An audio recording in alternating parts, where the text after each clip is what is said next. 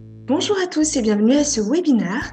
Je me présente, je suis Mathilde Guérin et j'ai la fonction de Customer Success Manager chez Iroquois. Donc c'est moi qui vais animer ce webinaire sur la création de landing page et de formulaires. En préambule, il faut savoir que la landing page, c'est une page qui a pour but de convertir un visiteur de votre site web en lead, voire même directement en prospect. Donc c'est un élément qui est vraiment essentiel à votre stratégie d'inbound marketing. Ce webinaire sera développé en 3 parties. La première partie sera consacrée à la présentation d'Iroquois et de notre solution d'emailing Powo. Puis nous verrons ensemble la définition des landing pages, leur utilité ainsi que leur architecture. Nous verrons également comment optimiser les KPI les plus importants. La deuxième partie sera consacrée à une mise en pratique sous forme de différents exemples de création de formulaires et de landing page à partir de notre solution Powo. À l'issue de ce webinaire, vous aurez la possibilité de tester notre outil gratuitement pendant 14 jours, donc n'hésitez pas à me contacter. Également, nous ferons 2 sessions questions-réponses, une avant la partie pratique et une après, donc n'hésitez pas à poser vos questions en commentaire. Nous allons donc commencer par la présentation de Powo. Donc nous sommes éditeurs depuis 2004 de la solution web Powo qui permet à nos utilisateurs de pouvoir collecter, unifier et exploiter les données personnelles de leurs clients et également de leurs prospects. Une fois que la stratégie data a été mise en œuvre via l'interface de Powo, nos utilisateurs peuvent créer des campagnes emailing et SMS pour pouvoir optimiser leurs relations clients et prospects. Powo permet également de pouvoir analyser l'évolution des données personnelles et d'améliorer leur performance au niveau de l'envoi des campagnes.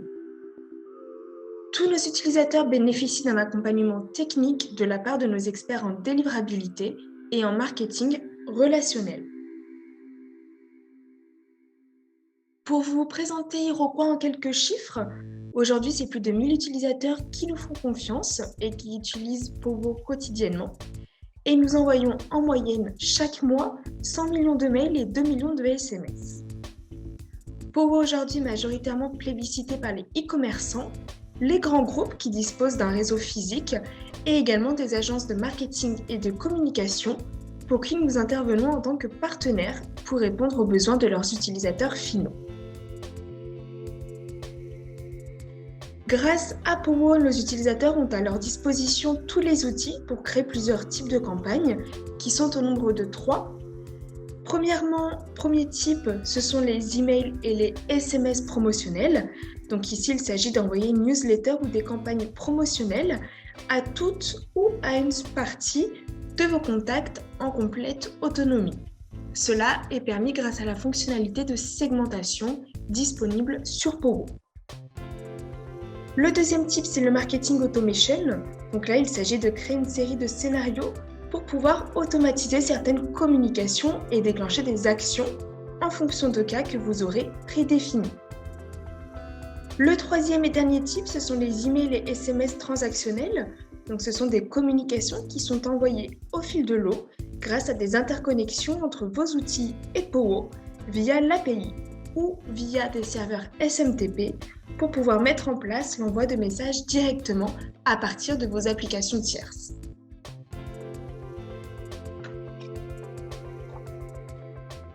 En plus de l'envoi de ces différentes campagnes, notre logiciel permet la création de landing pages et de formulaires. Donc on va voir aujourd'hui de quoi il s'agit et comment les créer. Pour commencer, nous allons voir donc la définition d'une landing page. Donc c'est une page de votre site web qui propose du contenu à votre visiteur en échange d'informations. Le but c'est de convertir un visiteur en prospect. Le visiteur qui est sur votre site web manifeste de l'intérêt pour votre proposition de valeur. Et en naviguant sur différentes pages de votre site, il finit par arriver sur votre fameuse landing page. Cette page doit être spécifique à une seule offre ou à un seul contenu auquel le visiteur aura accès moyennant le remplissage d'un formulaire. L'internaute arrive donc sur la landing page après avoir cliqué sur un call to action spécifique qui peut prendre la forme d'un bouton, d'un lien commercial, d'un article, d'une page, etc. Pour que ce soit plus concret, je vous propose qu'on prenne un exemple. Imaginons que vous travaillez donc pour un établissement d'études supérieures. Votre but est donc de convertir vos prospects, qui sont représentés par les étudiants, les lycéens et également par leurs parents, et de les transformer en prospects, en clients. Pour cela, sur votre site web, vous avez différentes pages qui vont présenter vos filières, les programmes, les débouchés, etc. Et suite à ces différentes lectures, vous pourrez glisser différents call to action afin d'arriver sur votre landing page. Vous pouvez par exemple proposer une inscription à une journée porte ouverte en demandant au visiteur son nom, son mail, son numéro de téléphone, son niveau scolaire actuel. Une fois que le visiteur aura rempli ce formulaire, vous pourrez lui envoyer l'invitation de la journée portes ouvertes. Vous aurez donc réussi à collecter des informations sur un prospect qualifié. Pourquoi créer une landing page ? Donc, vous l'avez compris, les internautes qui arrivent sur votre landing page proviennent d'un call to action. Cela sous-entend qu'en ayant visité votre site web ou en ayant reçu un de vos mails, ces derniers ont manifesté de l'intérêt pour votre contenu ou pour l'un de vos services.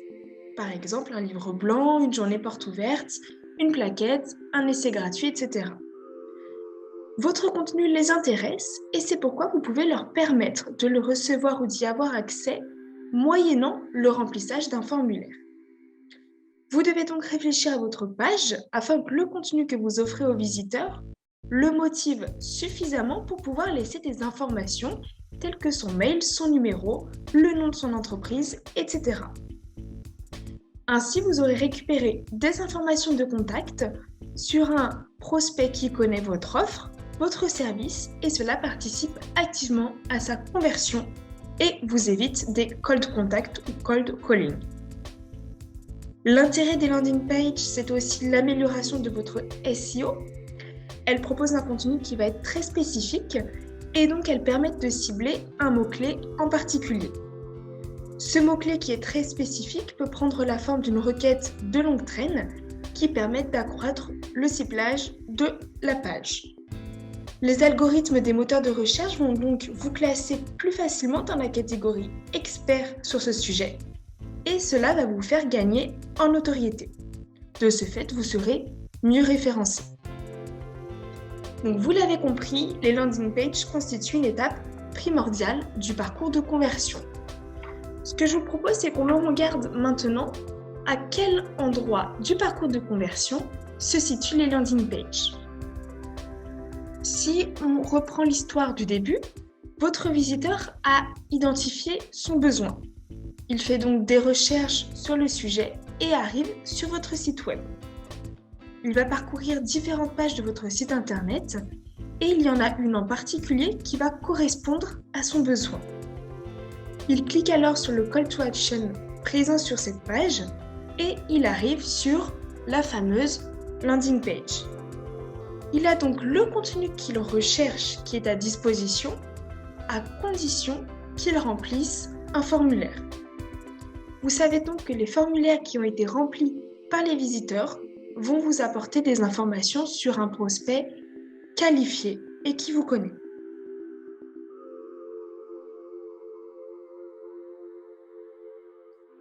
Quel doit donc être le contenu d'une landing page pour qu'elle soit la plus performante possible ? La première chose, c'est que cette landing page doit être épurée. Elle ne doit pas contenir trop d'informations et l'idéal, c'est quand même que visuellement, elle soit assez jolie. On ne doit pas distraire l'internaute, mais on doit lui donner envie de rester sur cette page et de compléter le formulaire. Du coup, il est fortement déconseillé d'insérer des liens externes ou même des liens qui vont lui faire une porte de sortie. Voilà, il doit être focalisé sur cette page unique. La structure à adopter est la suivante. Première chose, un titre. Le titre donc doit être accrocheur, il doit conforter le visiteur qu'il est sur la bonne page et qu'il va trouver l'information qu'il recherche. Vous devez y insérer une image qui doit être cohérente avec le contenu de la page.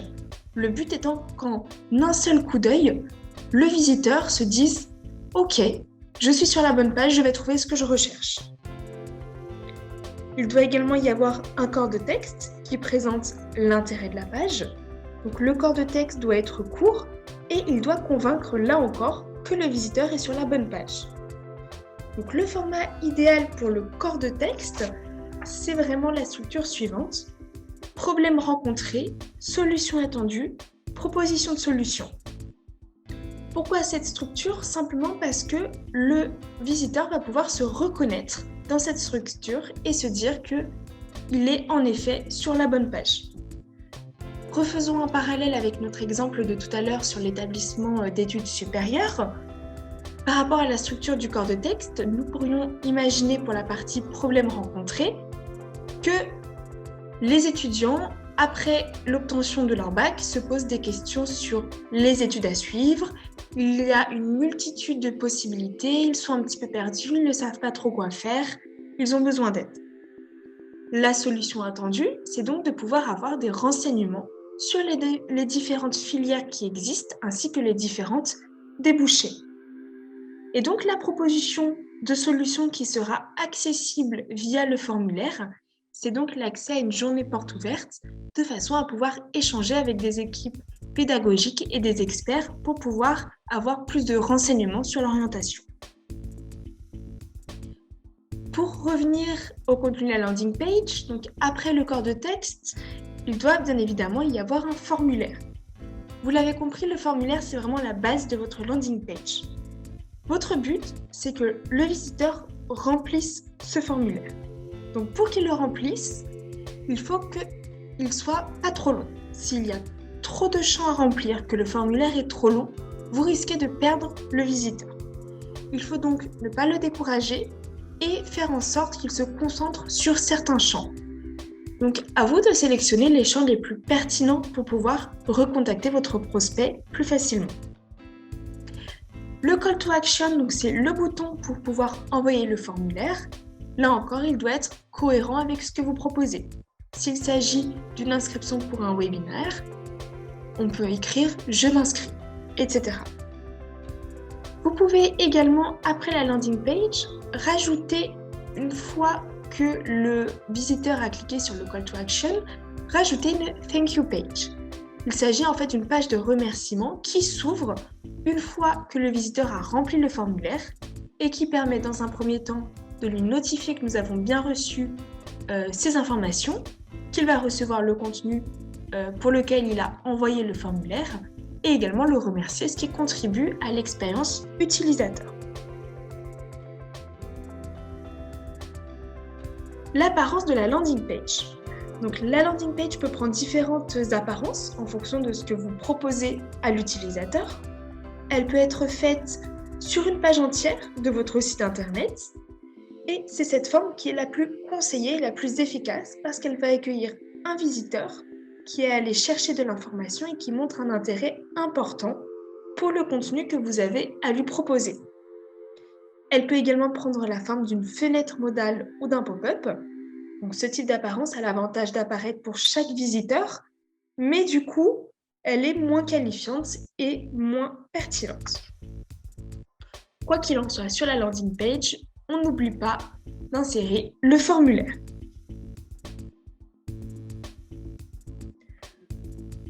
Votre landing page a été créée. Maintenant, il s'agit de pouvoir l'optimiser. Donc, pour cela, vous avez plusieurs options qui sont simples à mettre en place et qui sont très efficaces. La première, ça va être l'A/B testing. Donc l'A/B testing est un outil qui va vous permettre de comparer deux pages afin de savoir laquelle est la plus performante. Pour comparer deux pages, il vous suffit simplement de modifier un élément, par exemple de modifier l'image, le texte, le titre, et voir sur quelle page vous avez les meilleurs résultats.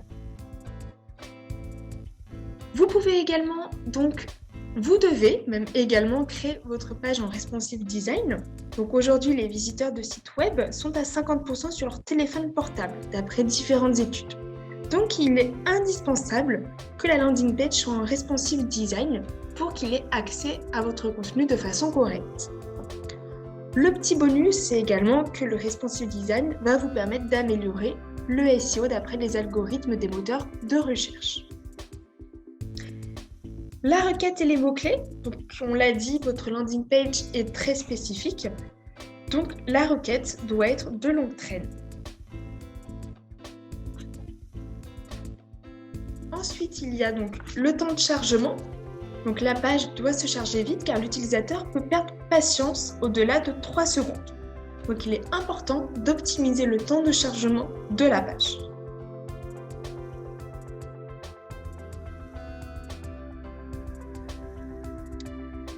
Les indicateurs clés de performance, donc qui sont à surveiller pour la landing page, sont au nombre de 5. Vous avez tout d'abord le trafic du site internet. Donc plus vous aurez de visiteurs, plus votre landing page a des chances d'être visitée.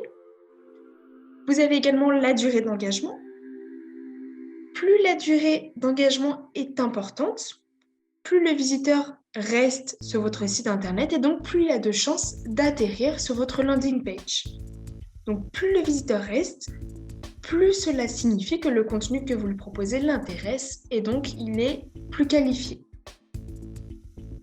Il faut également regarder le taux de rebond de la landing page. Si le taux de rebond de cette page est trop important, cela signifie que la page est probablement à optimiser, soit par le contenu, soit par son offre.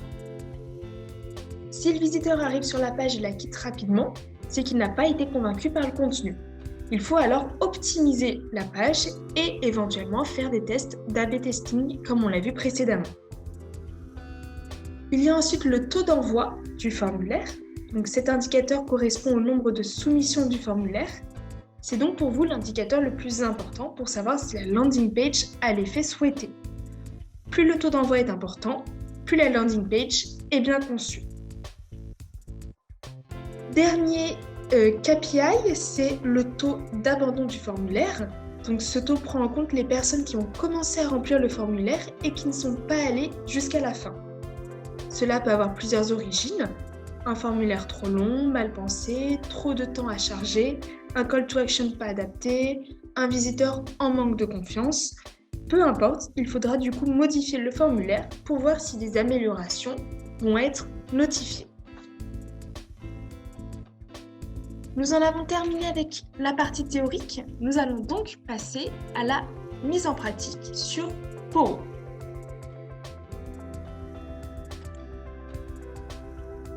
Pour ceux qui ne connaissent pas Poro, voici l'interface au niveau de votre compte utilisateur. Vous avez donc un tableau de bord avec différents widgets et vous avez en haut les onglets principaux, donc vos listes d'abonnés, la possibilité de créer vos envois de campagnes, de transactionnels et d'automation, les différents modèles, des statistiques et des paramètres pour pouvoir gérer votre pression marketing, votre compte et toute la documentation API.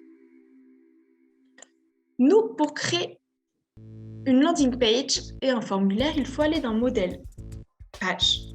Et je vais vous montrer donc le type de formulaire que nous pouvons créer. Il faut savoir que lorsqu'un visiteur remplit un formulaire, ces informations sont collectées. Si elles sont collectées, c'est évidemment qu'elles sont stockées. Donc en fait, le fonctionnement est très simple. Chaque formulaire est rattaché à une liste. Pour cela, nous devons commencer à créer une liste. Pour cela, donc, je clique sur une nouvelle liste et j'arrive sur les paramètres. Au niveau des champs personnalisés, les champs personnalisés en fait reprennent tous les champs qui seront disponibles pour votre formulaire. Donc vous pouvez mettre autant de champs personnalisés que vous le souhaitez, en sachant que les champs adresse mail et numéro de téléphone portable vous seront proposés automatiquement. Donc on peut rajouter par exemple le nom, on choisit le type de champ, là en l'occurrence une seule ligne. On peut mettre le prénom, la civilité, donc là pour leur faire choisir Madame ou Monsieur. Je peux par exemple partir sur un type de champ choix unique, liste déroulante, juste ici. Nous pouvons également proposer le niveau d'études pour toujours faire un parallèle avec notre exemple de tout à l'heure. Donc là, je peux choisir par exemple un type de champ choix unique, zone d'option, qui permettra donc à la personne qui remplira le formulaire de sélectionner son niveau d'études. Et ensuite, langue parlée. Donc là, je peux partir sur un choix multiple case à cocher en imaginant que certaines personnes peuvent parler plusieurs langues. Une fois que j'écris tous les champs personnalisés que je souhaite, de la façon que je le souhaite, je peux donc créer mon formulaire. Nous allons donc l'appeler par exemple test.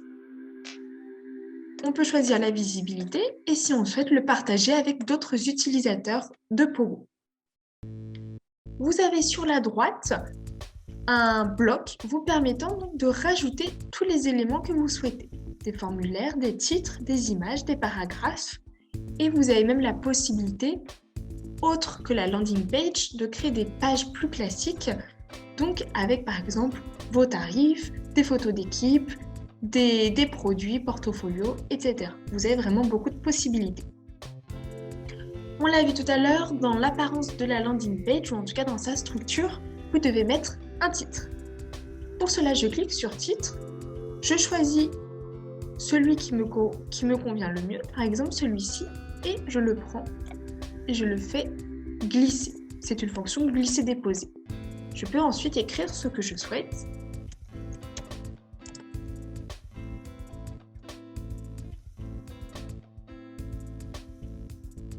Et je peux modifier mon texte, donc le mettre en gras, pas gras, souligné, italique.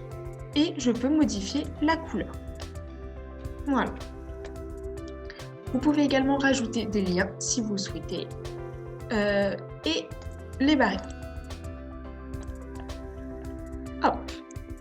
Une fois que vous avez mis votre titre, vous pouvez donc rajouter votre formulaire. Lorsque vous cliquez sur formulaire, vous avez ici beaucoup d'onglets qui apparaissent. En fait, il s'agit des noms de mes différentes listes. Comme on l'a vu, un formulaire est rattaché à une liste. Donc ça variera en fonction des utilisateurs. Moi, ma liste pour le formulaire de ce webinaire, c'est celle-ci. Donc, je la prends et je fais glisser. On retrouve donc la structure idéale pour une landing page, à savoir le formulaire, le corps de texte et l'image. Je peux ensuite tout personnaliser, donc modifier mon image, comme ceci, modifier mon texte,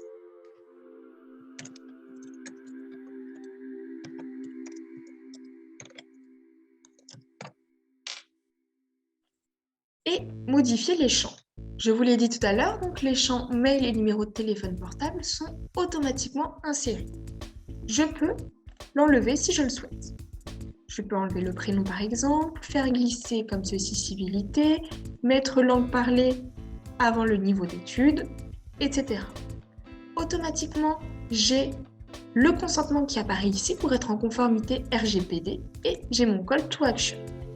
Je peux modifier le texte du bouton ainsi que sa couleur, comme tout à l'heure, dans la barre d'édition juste ici.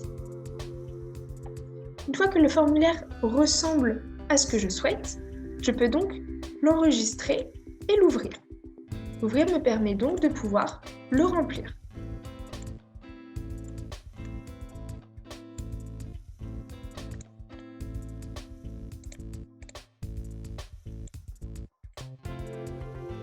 Voilà. On l'a rapidement évoqué tout à l'heure. On peut se programmer également des thank you pages. À ce moment-là, il vous suffit de créer une page et de pouvoir l'insérer ici. Édition du lien en cas de succès, donc c'est-à-dire en cas de remplissage de formulaire.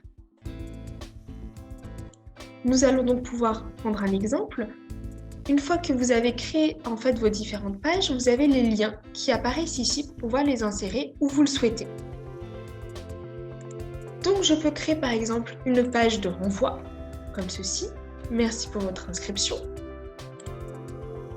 Le lien apparaît là et je peux donc l'insérer ici. On voit bien que mon lien est inséré. De cette façon-là, si je remplis le formulaire,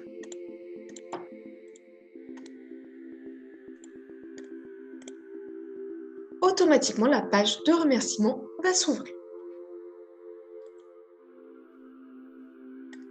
Nous en avons donc terminé avec ce webinaire. J'espère qu'il vous a plu. Nous allons simplement passer au niveau des questions-réponses. Alors, au niveau des questions, première question, quelle est la différence entre un prospect et un lead? Alors, c'est une très bonne question. En fait, un lead devient un prospect une fois qu'il a été qualifié. C'est-à-dire que le lead, en fait, a un intérêt pour votre contenu parce qu'il s'est rendu compte qu'il avait un besoin. En faisant des recherches, il se qualifie parce qu'il montre une intention d'achat ou vraiment une intention d'avoir recours à votre solution. Et là, à ce moment-là, ça devient un prospect. Qu'est-ce que le responsive design? Alors, le responsive design, c'est une façon de créer son contenu de façon à ce que le contenu soit interprété de la même façon sur différents périphériques, ou en tout cas s'adapte à différents périphériques. Aujourd'hui, comme on l'a vu tout à l'heure, 50% à peu près des utilisateurs utilisent leur smartphone pour pouvoir voir le site internet. L'idée du responsive design, c'est simplement qu'en consultant votre site de leur téléphone, de leur tablette ou de leur ordinateur, ils aient accès au contenu avec une apparence qui ne soit pas trop décalée, trop modifiée. Sachez que sur Powo, tous les contenus que vous allez créer, que ce soit des mails ou même des modèles, tout est automatiquement créé en responsive design. Comment peut-on faire en sorte qu'un champ soit obligatoire? Alors, c'est une excellente question.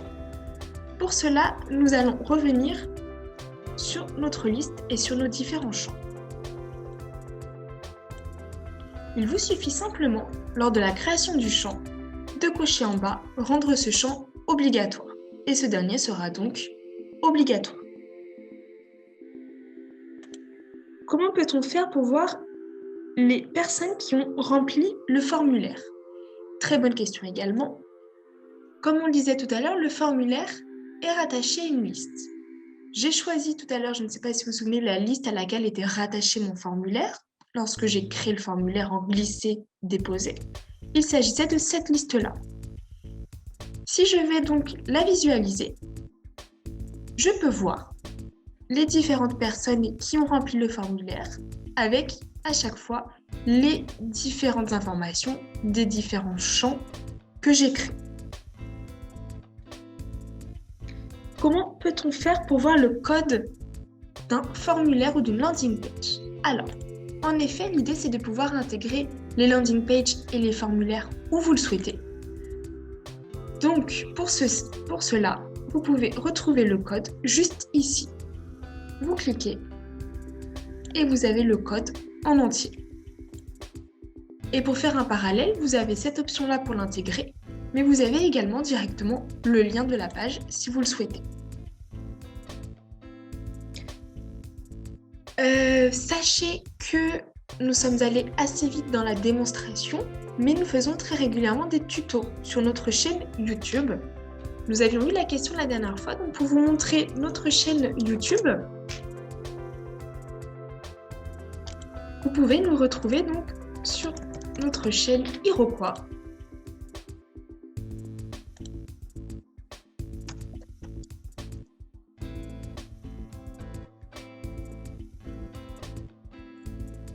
Juste ici, où nous publions donc très régulièrement des vidéos. Vous avez environ 2 vidéos par mois, des tutos, des webinars ou même des vidéos conseils. N'hésitez donc pas à aller consulter notre chaîne et à vous abonner. Pour terminer ce webinaire, n'hésitez pas, donc j'espère que ça vous a plu. N'hésitez pas à prendre contact avec moi si vous avez des questions ou si vous souhaitez pouvoir participer à une démonstration et bénéficier de 14 jours d'essai gratuit. Je suis à votre disposition à cette adresse mail mguerin@iroquois.fr et également sur mon numéro de téléphone portable le 06 31 24 53 45. Je vous remercie